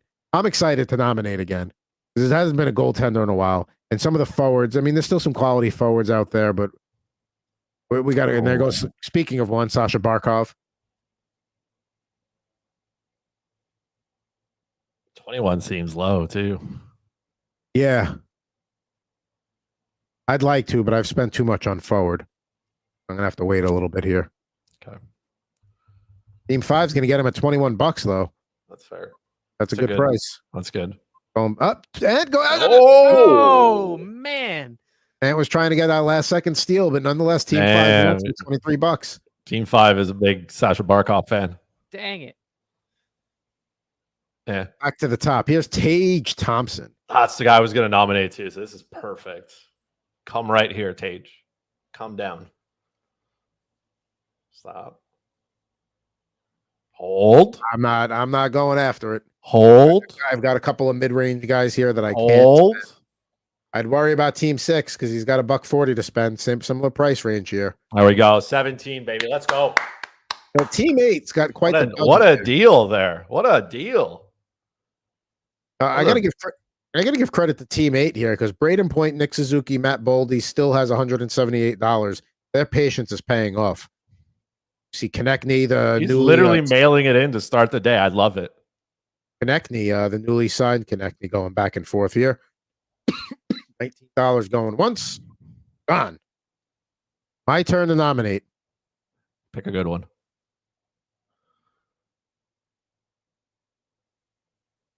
There we go. That's a good one. Let's see if Anthony's homer tendencies come into play here. Apparently, the auto teams they're big on Dougie Hamilton. Hamilton at 17. Nope. 19. No. Now I'm out. I think I'll play this one smart. I already got 3 top ones. I will hold off here. You can never have too many defensemen, by the way. Just there goes Adrian Kempe. yes.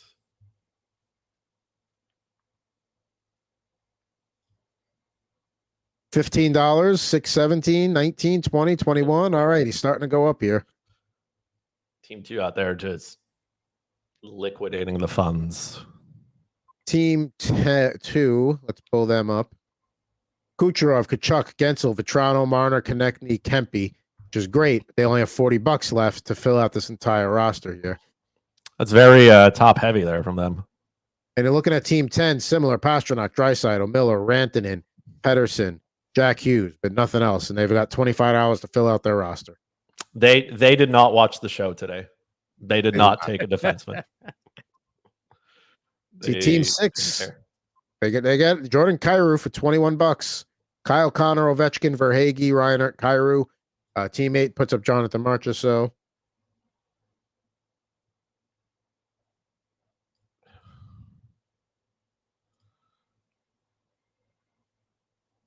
$19, Jonathan Marchessault, going once. Going twice. Sold.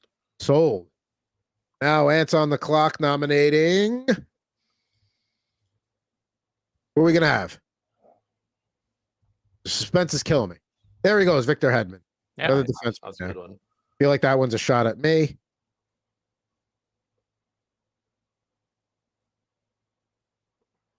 I may have to sit this one out here because there's a bidding war going on for Mr. Hedman. Okay, that's fair. That's where they get to stay.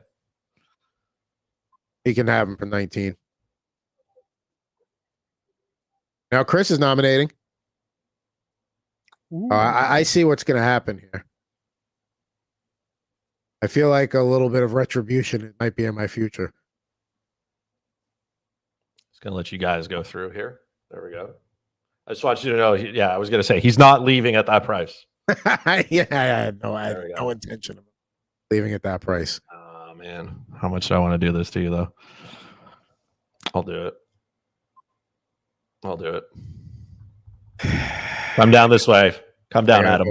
I got to do it. Come on. I got to do it. What happened to saving our money? It's for defense. I got to save my money at forward. So Quinn Hughes, Adam Fox for $40. Not the worst pairing in the world, top two. But I needed to get another good defenseman in there. And it was starting to get thin before we really got out of that quality second tier there. Lucas Raymond, they can have him. They can have fun with that nomination. Let's see here. I'm actually kind of, my budget's below $100, but I'm actually kind of happy with the way my team's shaping up right now. All right, so there goes Lucas Raymond for $19. Stutzla. He is an intriguing one.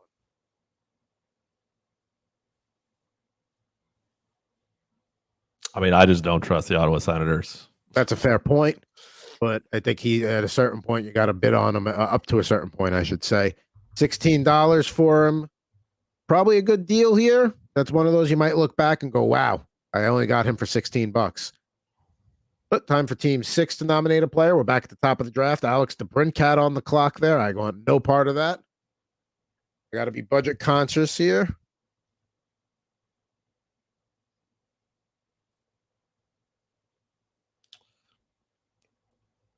Team 8 and Team 4 outbid each other for it. That's fun.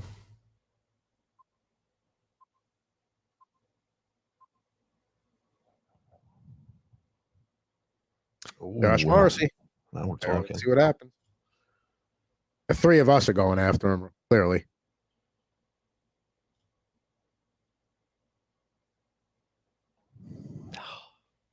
I stayed off on this one. Chris looking for that strong number 3 defenseman there. So am I, but I'm not going to spend on that. Ant looking to add number 4. Oh, there he goes. He gets him for $18. Good for you. There we go. It's a good deal. Good deal. My turn to nominate a player here. Let's do Nico Hischier. El Capitan. Let's see. Oh yeah, I was about to say you're not getting him for $5. Get out of here. There's somebody else I was going to nominate that I wanted, but I wanted to throw Hischier up there just for the intriguing factor. There we go. There we go. Ant's going after his guy. There we go. I'll pay the extra $1. There you go. You got him. There you go. All right. All right. So now Gino Malkin on the clock. Do we get a discount for his injuries? Yeah, no kidding. At least like 75 cents on the dollar would be nice. Although for $13, there we are. No way he was going for that little. How many more times do we want to go around before we wrap things up on this edition of I get about 14. What? That's a good deal. I'll take it. $14 for Gino. Welcome in. There we go. There's Mackenzie Weegar, and here let them have that bidding war. Like I said, I would avoid him in a regular draft, but not he hit 20 goals last year, though. That's wild. I know. But is he going to do that again? I don't know. All right, time coming up on you guys to nominate. How many more rounds do we have? Fabian Zetterlund, get out of here. How many more rounds do we want to go before we bid everybody farewell here? I feel like we definitely need goalie, right? That's true. All right, everybody needs to have a goalie before we get out of here. Because again, it will take time to fill. We're at pick 66 of 220. There's no way we're finishing this. There's no way we're going to halfway. We might have to do a full show just on one of these salary cap drafts. Yeah. And now Ant's on the clock. Who's he going to nominate? Oh, my turn for nomination. All right, let's go with Johnny Carlson. Johnny Carlson. All right. At the right price, worth having. Potential bounce back candidate.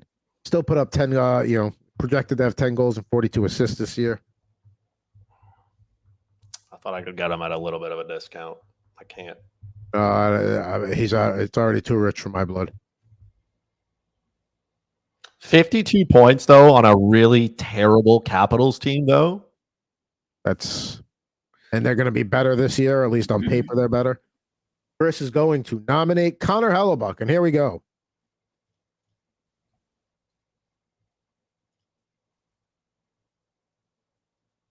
Looks like the auto draft people are going to jack his value up a little bit here. And Fuzzy Chris. Still some good goalies out there. I don't feel pressure. Not yet. Hold. I don't feel the pressure. Knowing that what they're going to go for, I'm not going to go crazy on that. I just want you guys to know that I got Igor Shesterkin and Connor Hellebuck at for a total of $17. Yeah, that's a glitch. That in the Matrix right there. There goes Owen Tippett. And not somebody I'm going to go in on here. I'm pretty happy with my top 4 at forward.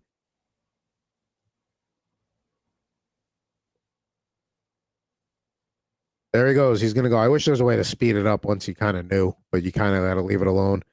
All right. Now, Moritz Seider. Certainly not a bad number 3 defenseman on a team. You're in that position. Here we go. Now the price is going up on him. Defenseman. Yeah, I'm good.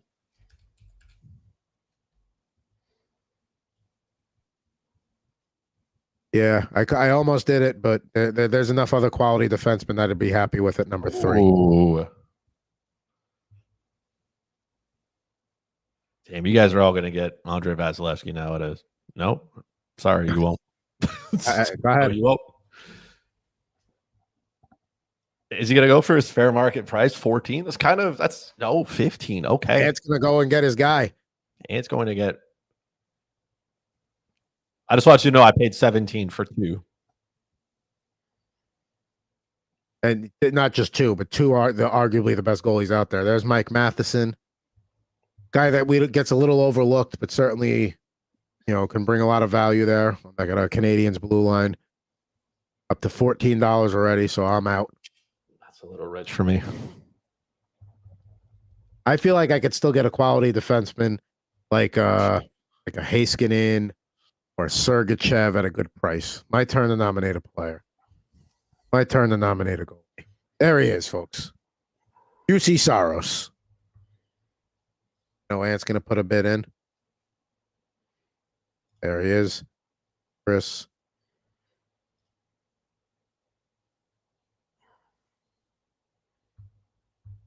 Here we go. Up for 9. I already have 2 goalies, so I got to do it because that's it. I don't have any yet. Drive it up.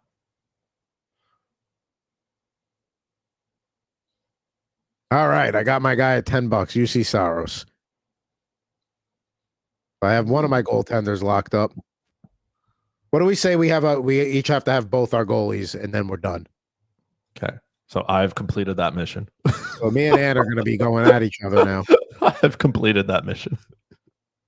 Sebastian Aho for $18. I would love to get him, but that's actually a really good price for him. But I got to keep my budget. Here goes Kevin Fiala. Oh, I like that.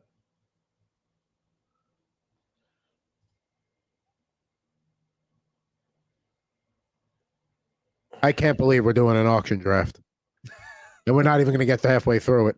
We're at pick 75 of 220.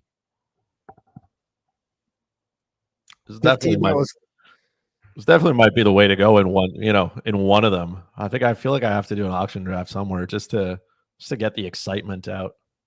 You see them in baseball. I mean, they're in all sports, but people do them for baseball. People even do them for football. You don't hear a ton of hockey drafts happening, auction style. This has been fun, but you do need to leave the time for it, as it's You should probably take the whole afternoon off. You know what I mean?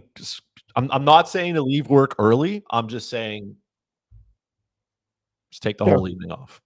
So there we go. So Jesper Bratt for $16 to Team 4. Ant's nominating a player now, and who's he going to nominate? Here we go. Makes sense. Here we go. This is something all 3 of us are going to be in on. Again, 28 goals, 24 assists while he was playing on 2 injured legs, adjusting to a new team. Team was not that good. It was a massive disappointment.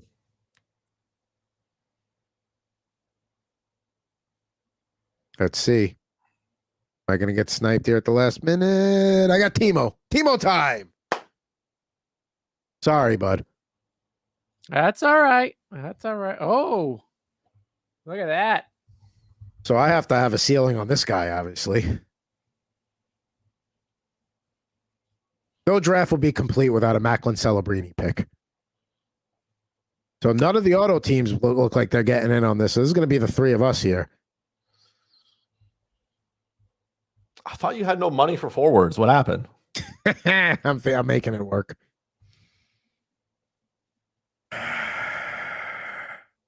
You can have them. It's the best $8 I've spent today. Celebrini, Malkin, Thompson, Eriksson Ek, and Kaprizov with Dahlin, Faber, Morrissey, Shesterkin, and Hellebuck. Your team's shaping up quite nicely as Brock Nelson goes. And okay. let's see what Ant's got here. Bedard, Hyman, Johnson, Heishier, McCarr, Dobson, Bouchard, and Vasilevsky. And taking a look at my team, Matthews, Crosby, Caulfield, Keller, Meyer, Hughes, and Fox and Saros. Team 8 has been easily, and Team 1 just holding on to their money. There goes Erik Karlsson. They know how to it's already getting a little too much on Karlsson. I was going to say for the right price, I would take Karlsson as my third defenseman, but no, the auto drafts kind of pushed that into oblivion there. Yeah. It's theirs. Team 6 dominating a player here back at the top, and there's Nazem Kadri. Come on, we're trying to do a stream here. There's only one team. Team 6 has the highest. They have $119. They are frugal at this point. Yeah, because at a certain point, you're gonna have too much left in the bank for filling out your roster. Yeah, they're trying to save the rest for their RRSP or 401k. So that's an option. Yeah, but there's no matching. Who's on that team? Who did they get so far? There goes Jared McCann. That's not a sexy one. So they got Team 6 is Kyle Connor, Ovechkin, Verhaeghe, Reinert, Kyrou. Has not done anything since Jordan Kyrou. It's not terrible, but it's not great. So again, they're gonna end up overspending because there's only so many guys that can fall. Like I'm not spending $14 on Jared McCann. But Team 6 will. Team 6. There we go. See, we just spoke it into existence. There we go. All right. I know there's a better defenseman on the board, but we all know how I feel about this guy. Okay.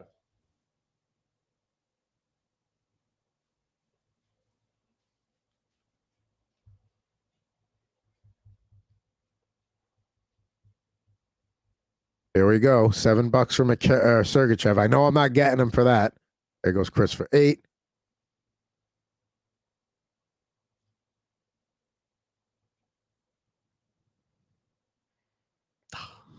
Yeah, I mean, I need a third defenseman, and price point makes sense. Yes, got my guy. I'll let it happen. I allowed it. Yeah, I know you did. You could have probably got me to 13 to get him. Don't tell me that.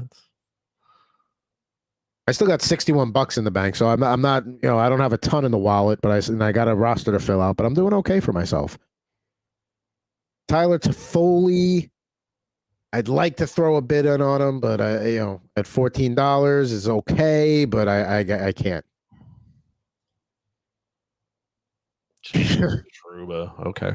You might get him for 2. Yeah, let's see what the auto bids go back and forth. Somebody's auto draft's bidding 13 for him, and that's a way. That's one way to live life.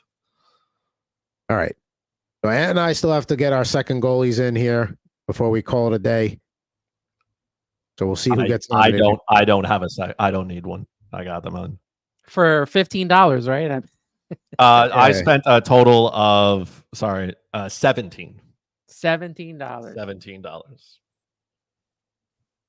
That's a bargain. What, for Sanderson? Well, it was a bargain, and now it's going. I think the auto draft just stops at its pre-draft value, and then you're like, well, yeah, that's what it feels like for sure. I won't get them for more. All right, Ant's nominating a player here. Who's coming up?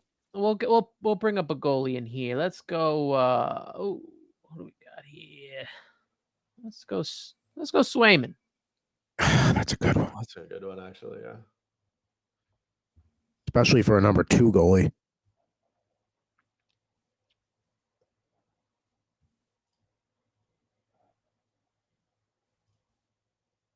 Chris just being a pop star. Oh boy.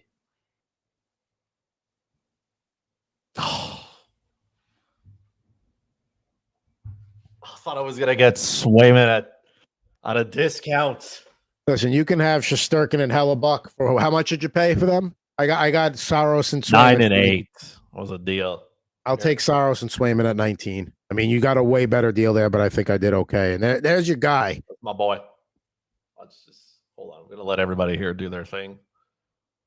Let it weed itself out. There we go. 11. Nobody's betting 11. Come on down, Slovak King.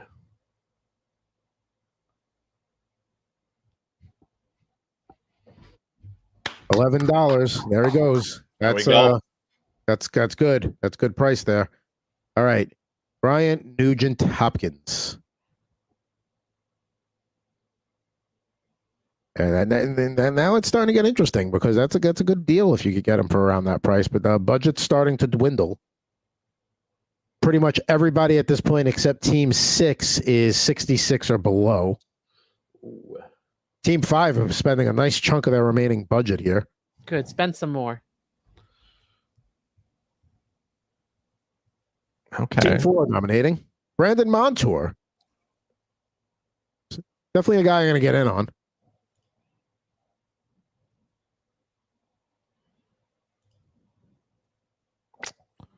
And now I'm out.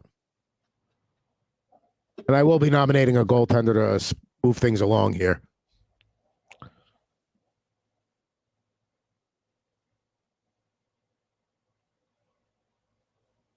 All right, now is Marco Rossi. Like, how many Minnesota players are too many? I know, because I know you want him too, but I mean, are you just going to dress the Wild? I'm just asking for a friend. You know what I mean? $11 for Rossi, seeming pretty good there. I will say this though, I'm not buying into his 32 goal total projection. Yeah, it's a lot. That is a lot. That's definitely a way to live life. That's beefy. I don't know who's running that projection on the background, but that's high hopes there. Rupe Hintz, 30 goals, 35 assists last year. That's actually top line. And he was injured for some of the season as well. He was a top line center for $11. That's okay. How much will Anthony spend on this guy? Right now, Chris and I are just jacking the price up for him.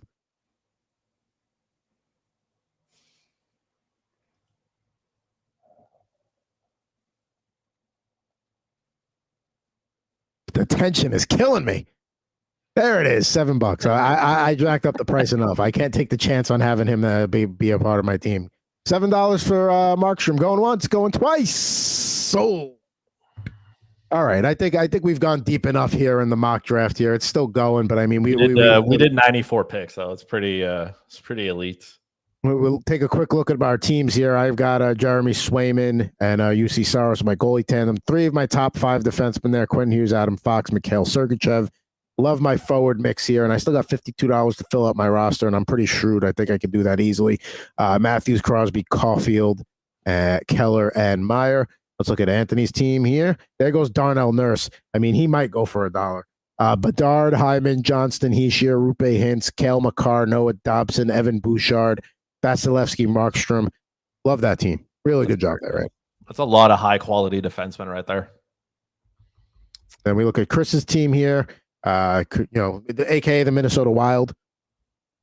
Yeah, that's basically what I have here. I have the Minnesota Wild. Kirill Kaprizov, I mean, Joel Eriksson Ek and Tage Thompson at the price point. I feel like that's pretty good. If getting Malkin at 14 is I think where he should be. Macklin Celebrini at an absolute cheap price sounds really good. $8. Uri Slafkovsky. I got 3 defensemen that were somewhat in our top 10. So Dahlin, Faber, and Morrissey. Those are pretty decent. And then the deal of the century. This is like one where you like those extreme couponers, you know, the ones that they stack all the coupons, you get like a crazy savings. I got Igor and Connor Hellebuck for a total of $17. I mean, you're nothing better than that. Ant and I going back and forth here as we're both trying to get a fourth defenseman. I think I'm going to let you have him for $11 unless Chris is going to be a jerk and jump in here. No, I mean, there's Chris is a good guy. I think I'm good on defense right there. I think that's a solid 4. Heaskin and Bouchard, Dobson, Makar. I will take that. Especially at a 5 defenseman format, you're going to get a lot of production there, and you still got a good group of forwards and still good forwards out there to help fill out there. So there we go. Chris has got we'll let Chris get his Linus Olmark thing on the nomination here. Maybe for $2, I'll throw it in. So come on, auto guys, somebody take it.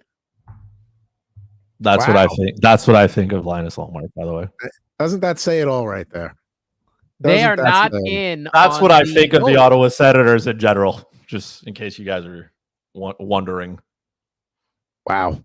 There we go. All right. So let's get this off the screen here. That has been, that was a pretty good draft there. It ended up being a mistake that turned into something fun. So we're okay with that. I think we have to do one full episode where we do one of those drafts. It's going to be a 2-hour episode by itself, but I think we can work that in because we're clocking in at about hour 45 here, and we still have 120 picks to go. And we started this thing a long time. We started this draft about an hour ago. Yeah. So yeah, take the afternoon off. You know what I mean? Yes. We'll all call out sick on the same day. Now don't forget, rate, review, subscribe, YouTube, Twitter, X, or Facebook. We're all over there. Again, Subway to Shea podcast with Anthony there. It's got all the Met stuff as they make their potential playoff push. And yeah, Rip and Riff, new episode coming out tomorrow as well. Slapshot podcast in the off season.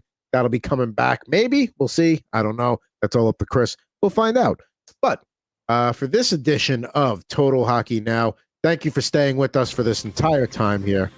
We love doing this podcast. We're going to get back to doing a normal head-to-head category, not had some fun. We'll get back to brass tacks next week. But for at Ant Rivera 86 and at Fuzzy Chris 91, I am at Pucking Thoughts. Be back with you next week with an all-new episode of Total Hockey Now here on the Total Hockey Now YouTube channel.